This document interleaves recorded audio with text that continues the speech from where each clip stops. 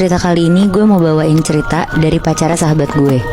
Ini ceritanya waktu dia masih jadi mahasiswa di salah satu universitas yang terkenal di Semarang. Oke. Namanya kita sebut aja Naufal ya. Jadi waktu itu Naufal masuk ke kampus ini sekitar tahun 2016. Karena Naufal orang Jakarta, jadi di Semarang dia tuh ngekos di daerah Tembalang. Naufal tuh dapat info kosan ini dari teman-teman seangkatannya yang ngekos di daerah situ juga. Pas banget tuh Naufal dapat kamar terakhir di kosannya. Kamarnya di paling pojok.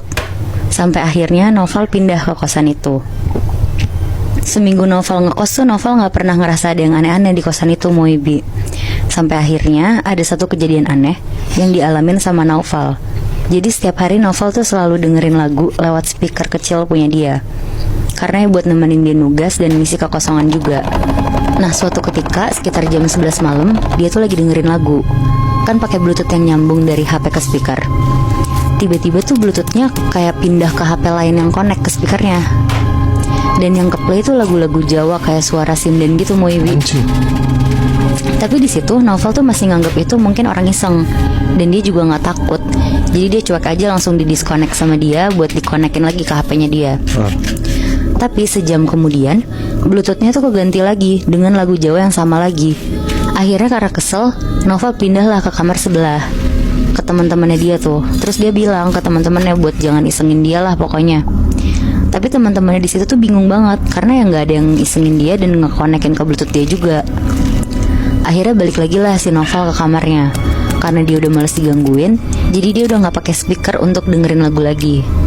Nah terus sekitar jam 1 pagi dia mutusin buat tidur aja karena dia juga udah ngerasa ngantuk banget di situ.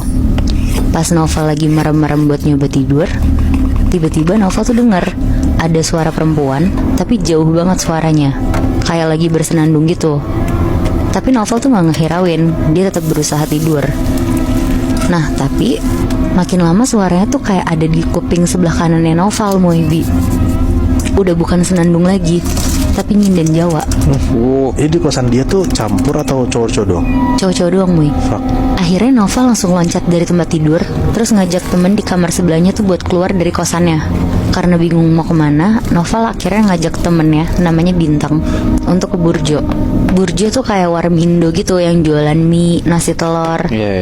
Dan biasanya kalau di Semarang tuh yang jualan Burjo selalu orang Kuningan, Jawa Barat. Nah ternyata si Naufal tuh udah lumayan sering hitungannya ke Burjo ini.